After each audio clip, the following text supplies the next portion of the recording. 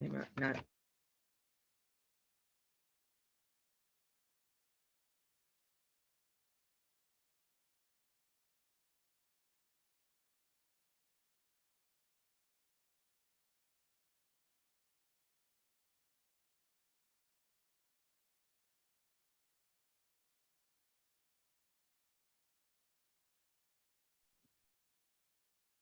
This is my only second time when. Let's see, call to order. Yep.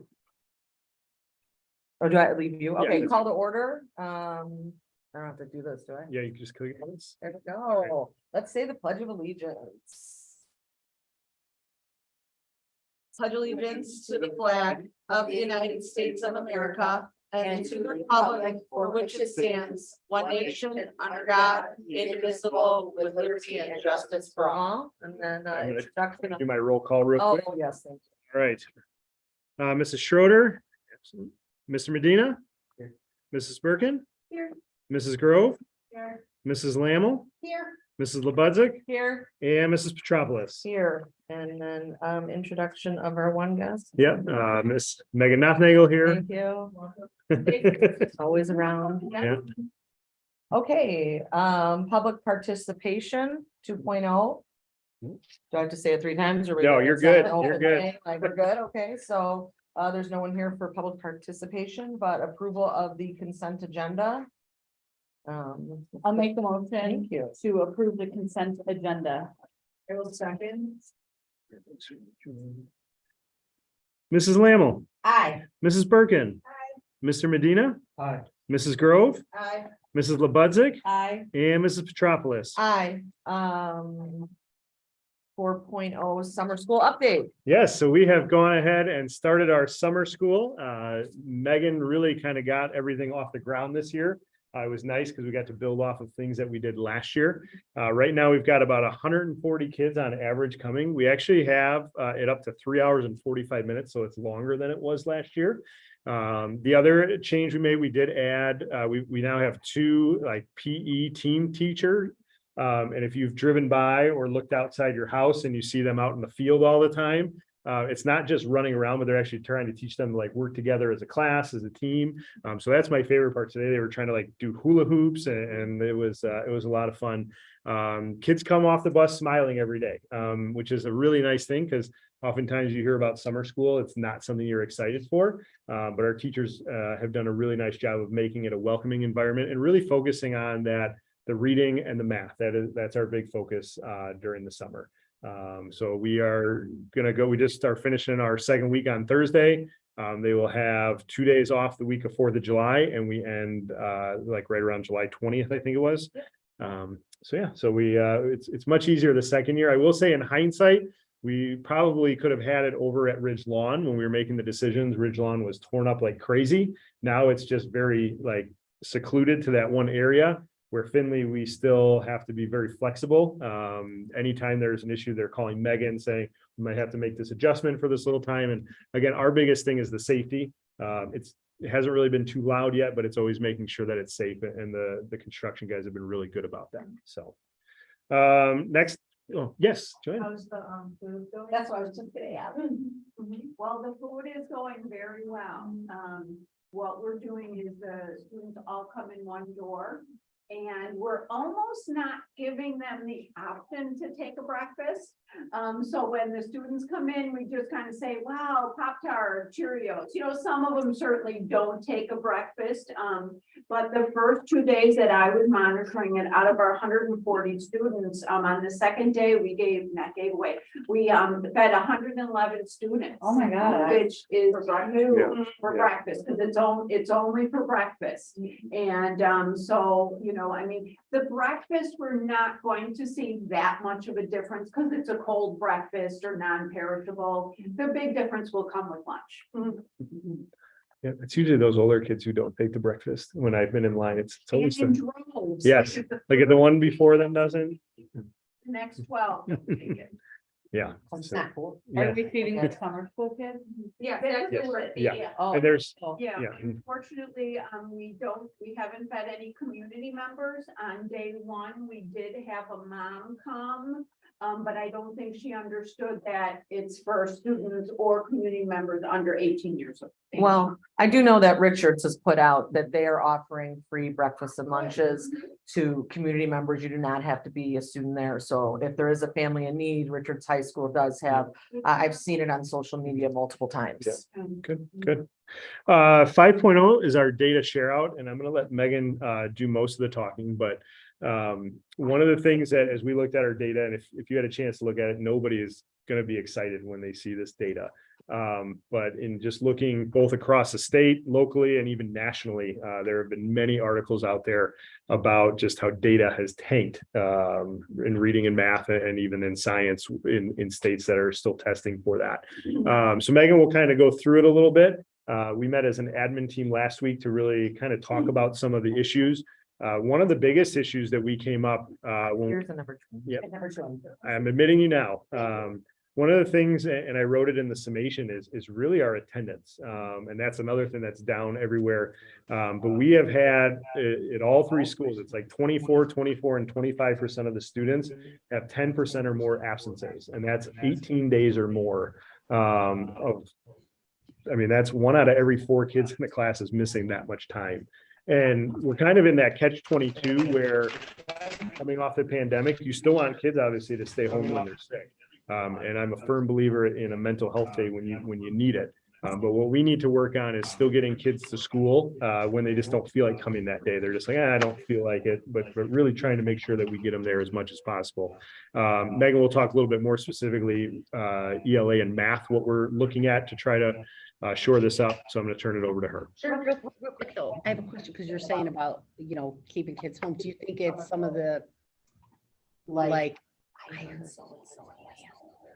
And the parents are Yeah, and taking, keeping their kids home not because they're sick, but they believe somebody else is sick, or we don't know. I don't think this year that was Okay. it. I think we saw a big turnover just in education in like, no, you come to school every day versus like, well, if you're not feeling good at all, if you have a cold, you stay home, or just kind of, well, you've missed days before, it's okay to miss again. And so we really want to really create those relationships between the houses of students who have this, and some they're very legitimate excuses, and you just have those kids who miss it. But it's those ones who just, I don't feel like coming today, and they don't even realize how quickly those absences add up. Yeah. Well, and I feel like this is not just 127. I don't know about your school district, but I know it is a huge issue across the board. The legislation changed about unexcused absences and absences. And so I just feel like after the pandemic, you had so many kids who chose to stay home, and then it's not saying it's not a social emotional thing, but there is some type of school avoidance, and now it's not, you need a doctor note so many days, like if your parents call you in, you're excused. So, if kids are not coming to school, I mean, sometimes parents try their best and they just can't get out the door. So I think it's a statewide, if not all over issue. Is there a truancy protocol? There is, usually when they are unexcused absences, meaning like parents aren't even calling them in. And our ISC4 now has 2 truancy officers that we can use. And we did have a couple students that we reached out and filed truancy on, and they get the letter sent home. I think for this, it's more like really kind of building that and understanding why individual kids are missing, and talking with the parents and trying our best to get them in before we get to that step. I think these new lunches are gonna bring them in There you go. By the droves. by the droves. Well, and whatever the issue is, hopefully incentive programs or Yep. something that we can come up with, will make them more jazzed about coming. Yeah. All right, Mrs. Nutmeg. So before I start, I do want to just kind of make sure that everyone can look at the data and know what you're looking at. I think that's important. We've looked at them for years and you kind of know. So I think it's important to notice that in your packet, you have two growth documents that look like this. They are different. So one is pulling data from spring of 2022 to spring of 2023. So this would have been May 22 to May 23. And then your other document is pulling for just this year, fall 23 to, or fall 22 to fall, spring 23. So notice that is a difference. Also, your top first page will be math. district-wide, and then the other reverse side of it, or however it is printed, is reading, and that is documented up here in the left-hand corner. Yeah. So you'll have fall to spring math and reading, and you'll have spring to spring math and reading. And we really felt it was important to show you both of these documents. Just depending on how you look at data, you either look at it by the year, or we look at like our little kindergartners came in and then they ended the year, and how much growth did we have within that school year versus the from one year to the next. So that's the way that we get this data. This data shows us growth and achievement. So growth and achievement are very different. It's also something I think that is important to know. Growth is how much the student is growing. Achievement is where they're expected to be at their grade level. So I can be growing academically, but I might not be where I need to be with my achievement. Or I can be growing and achieving. I can grow every year and be at grade level, or I can just continue to grow, but still be below grade level or above grade level. Okay. And so what we see here on each of these documents is the blue is the observed growth that our students had within that time frame, spring to spring or fall to spring. The diamond shape that you have for each of these is what this NWEA spit out to us that we should have expected. That was our expected growth. So our students were expected to grow up to this, what would be looking like maybe a 17, and our students met at that 16th growth, the level of 16. That's growth. This is a spreadsheet for growth here. And then your achievement percentiles are listed within the actual data, quantitative data at the top. Yes. So what's going on in 7th grade? That's a very good question. What is going on in 7th grade? And you're saying ELA, right? Yeah, because for math, they're above it, but it, Yeah, so as Dr. Thorns had said, obviously we have dip in data due to and many outside, COVID and all of that. We also, this is one of the main reasons and why we are pushing to have that ELA textbook adoption for next year. The staff has struggled to get back to the implementation of school-wide units of study, which were adopted 7 years ago, just due to small group instruction. And we had coaches 5 years ago that we haven't been able to bring back out. So that I anticipate is being because of the quality of the resources that we have not gotten back to, has not been implemented at that, this past year. So that is why we will be moving forward with that adoption for next year. So are we gonna test 8th grade next year? We do not test 8th grade in the spring. 8th grade is tested in the fall and the winter. They have historically not been tested in MAP scores in the spring. And why? Because they usually don't take it serious at all and they tank it because they're moving on and we don't get any useful data. does Richard still do entrance exams though? Is that, They take our winter. okay, They take our winter. When we articulate with them, that's most of the times before we even do our spring MAP testing. So when we meet with them, in usually February or March, it's based on the winter data. in your opinion, what causes in both areas for 2nd grade? Is it just that transition into like, it's not that kindergarten is play, but like more schools, you know what I mean? Like Yeah. more rigid. So I can say based on my understanding that 2nd grade is the real, the year that we start to need the application of the learning. Kindergarten, pre-K, kindergarten, 1st grade, we're building those foundational skills.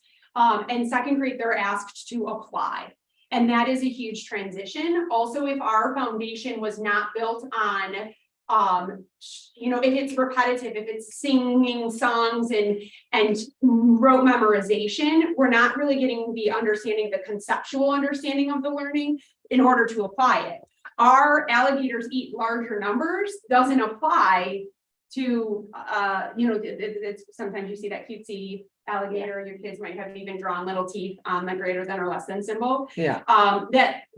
It's a nice memory and, it gives us a chance to memorize and learn, but we don't understand why that greater than sign, is showing us the greater than.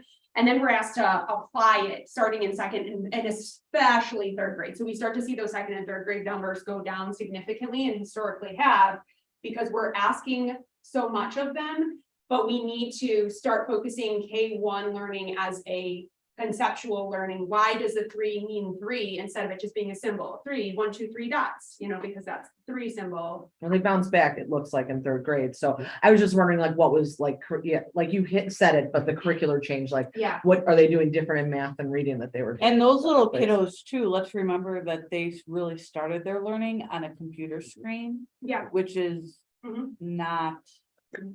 I feel like for they the- all start their learning on a computer screen.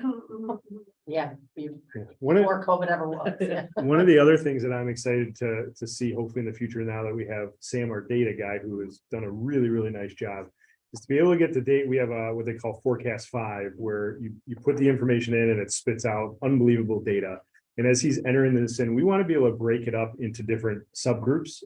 So whether it's special ed, EL, I also am excited to be able to look at, all right, students who started with us in kindergarten and watching them all the way through versus someone who may have not come to us till 4th grade, and see whether they moved in from another district or they moved in from another country, being able to break that down and seeing what services we need to support different groups so that it's kind of a level playing field at that time. Yeah, transient. Average. Yeah, transient students, the data shows that they actually lose a year of learning, no matter if they move from the same date to the same date. If you transition even schools within a district, you will have at least a minimum of a year to up to 2 years gap created with that transition. So if you think of students who have been in and out of districts, or transitioned, through 3 schools, that could create a large gap. We also provided it to like, if different students had something going on that year, like divorces. Yeah, and I think. Family or a new baby Yeah. or something, is there? And I think that's trying to get that whole piece together when you're tying in that social emotional piece Yeah. to the academic learning. And I think once we get all of the academic learning in the right database, then we can definitely compare that to and say, all right, this person had a really tough year. What can we do this year to support them to kind of bring them back up and gain more than 1 year's growth in that time? Because that's what they're going to need at that point. Right. So. So in math, obviously, we are just in the first year implementation for our IM K5, the illustrative math resource. So typically we do see a dip in learning. It is interesting to see that we have had certain grade levels pilot that resource the previous year, and their scores are pretty steady with what they were instead of a drop, which is exciting to see that we continue to see that growth, and we will continue to see that growth. Next year, our junior high will have our dedicated math coach through MCMI, which is an outside organization. They will have the 32 days directly, specifically helping them with the implementation of that resource, and the math coaches will then continue to support the elementary staff with the implementation of that resource as well. Is there anything that we need to do for our incoming 8th graders to help? I don't know, elevate this gap for before they hit high school? I think that goes for just not our incoming 8th graders. I think that's a good question for all of our students. And I do believe that with the changes in the schedule to allow for small group instruction that we spoke about a couple years ago or a couple months ago, feels like years, but is really going to help. I do believe that, because the teachers, the way that I've been working with Mr. Youngberg and Mrs. Bazian is to hone in on small group instruction for both ELA and math to specify what that student needs specifically. We might not be filling gaps, but we're going to make sure that what they get during that class session isn't just overlooked. We're just going to keep going every single day. We're going to pull those students in the back of the room and reteach to ensure what they're getting while they're in that classroom is being absorbed, and we're working on it, and through that possibly building some stronger foundations that we can then continue to build on. And how do you think that will help with the truancy issue? Like, how do we have a plan in place for those kids who are missing those moments in the back of the classroom, who are coming every other day or here a day, missing 2 days, coming back? So I think there's a greater, and Dr. Thornsley kind of alluded to this, like our goal as an administrative team is to capture that as a message from the district, like school is important. We have to do that first. Trying to catch them up is the reaction. How can we as a district be more proactive to get those kids in our classrooms on a regular basis? So that is a district goal of the administrative team, and how can we ensure that parents understand that school is important, they have to be here, and there's a good reason why. And then of course, in making that engagement and making sure that lesson is the kids want to be here on a daily basis, right? So that's the second layer of it. That because- intervention time is ruined if it's just spent reteaching the class to kids who are absent consistently. So That's a not- huge problem of this intervention time that's being offered. I think that you're playing catch up with students who are missing on average 2 or 3 days a week. And you So wouldn't be. you have to wouldn't go be to the pulling root of those- getting them here, I think. Yeah, exactly. You wouldn't just be pulling your kids that miss. This is really based on data. So I give a unit assessment and these 5 students didn't pass that unit assessment. Those are the 5 kids that I'm pulling for that unit, that reteach until the next unit assessment. It's not going to necessarily be my absent students, because your absent students might be super successful and a high flyer, and they just didn't come to school because they might have been, had another obligation or sick, right? So what we would want to make sure that we do is continue to use those classroom assessments to keep a pulse on those absent or not absent, high or low, to ensure that they're getting what they need to be getting throughout the lessons. Thank you, Mrs. Nottingham. All right, I think now we get to hear from Kathy on PEBT. Okay, so some of you might remember back in the spring of 2020 with the start of COVID, the US Department of Agriculture and the Illinois Department of Human Services teamed up to provide families with financial assistance, basically because we weren't serving meals or they didn't come to the buildings to get them when we offered them. And that program is still going on. They've scaled it back quite a bit. Like the meals that we serve over the summer now, they need to be eaten in school.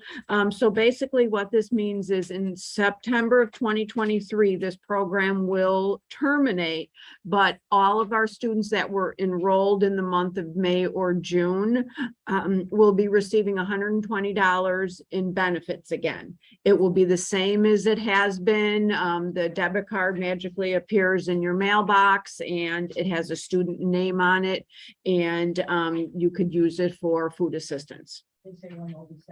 They did not at the time I wrote this. So the last data grab they mentioned in the documentation was July 15th. So I think they want to give the most accurate account. So if you have a school that's maybe not is up to date on their data, they might be waiting till mid-July. I feel like since this was offered for every family across the board, it didn't matter because we're, our level at school. Most people have the online account set up and you can actually check on there to see if the balance has been reinstated. So a lot of people still have their cards. Oh, nice. Maybe had them hooked up because you were able to hook them up to Amazon, stuff like that. Nice. Thanks, guys. 7.0 is a potential board action on the advance approval of expected bills and payroll for July 2023 and expected educational expenditures for Chicago Ridge School District 127.5 and the Eisenhower Cooperative. So this is because we do not have a meeting in July, so we still have to pay our bills. And the reason the Eisenhower Cooperative is in there is they have run, I think for 40 some years, they have been connected to our financial part. So the bills just run through here, even though obviously they're the ones who pay them, but we're the school system out of the 9 that they use. So we just would be looking. Motion, right? Yes. I'll second it. Mrs. Lebudzik, Aye. Mrs. Grove, Aye. Mrs. Birkin, Aye. Mr. Medina, Aye. Mrs. Lammle, Aye. and Mrs. Petropoulos. Aye. 8.0 potential board action to renew Dr. Thorne's short-term hiring authority since we don't have the meeting. Yeah, and we talked about this 2 weeks ago, and Lori and I, when we were doing the minutes, realized we never voted on it. We just talked about it. So this allows, yes. I'll second it. Mrs. Grove, Aye. Mrs. Lammle, Aye. Mrs. Lebudzic, Aye. Mrs. Birkin, Aye. Mr. Medina, Aye. and Mrs. Petropoulos. Aye. Okay, 9.0 potential board action to post for a second reading or adopt the following policies. Do I need to read all of them? You do not. These are the policies we discussed last month, and it's really just a legal review. There's no big changes whatsoever, so I would recommend that we go ahead and adopt these policies. Yeah, that was even before face law was the policy handbook that we had to update. Yeah, To adopt. okay. I'll second. Mr. Medina, Aye. Mrs. Lebudzic, Aye. Mrs. Birkin, Aye. Mrs. Grove, Aye. Mrs. Lammle, Aye. and Mrs. Petropoulos. Aye. 10.0 potential board action to approve a consulting contract with Signature Consulting to provide services for case study evaluation. Yes, our psychologist and our psychologists everywhere are super hot commodities, has been swamped. And I mean, she has been working overtime like crazy on the weekends, every night. And I had tried to work with a local district to try and to bring it to the board about splitting a contract with someone like part-time in both districts. That district dropped out in about April. So I asked Mr. Hilligans to search far and wide. And while he was down at the state conference and he was out with our Eisenhower Cooperative Director, they met someone that they both had kind of known a little bit, and she has just recently retired. And so would be happy to come in and do these evaluations. It's not cheap, but I've been talking with other districts, it never is. But this will really help our staffing. So we're very excited for this one. And is Signature Consulting is her practice? Correct, yes. I'll make the motion. I'll second. Mrs. Birkin, Aye. Mrs. Grove, Aye. Mr. Medina, Aye. Mrs. Lammle, Aye. Mrs. Lebudzic, Aye. and Mrs. Petropoulos. Aye. Okay, adjourn to closed session? Yes, and it's just for the discussion of appointment, employment, compensation, discipline, performance, or dismissal of specific employees of the public body or legal counsel for the public body, including hearing testimony on a complaint lodged against an employee of the public body or against legal counsel for the public body to determine its validity. We will not discuss anything else in there. So if we can get a motion. Make the motion. I'll second. Mr. Medina, Aye. Mrs. Lammle, Aye. Mrs. Lebudzic, Aye. Mrs. Birkin, Aye. Mrs. Grove, Aye. and Mrs. Petropoulos. Aye. 6:59. Which we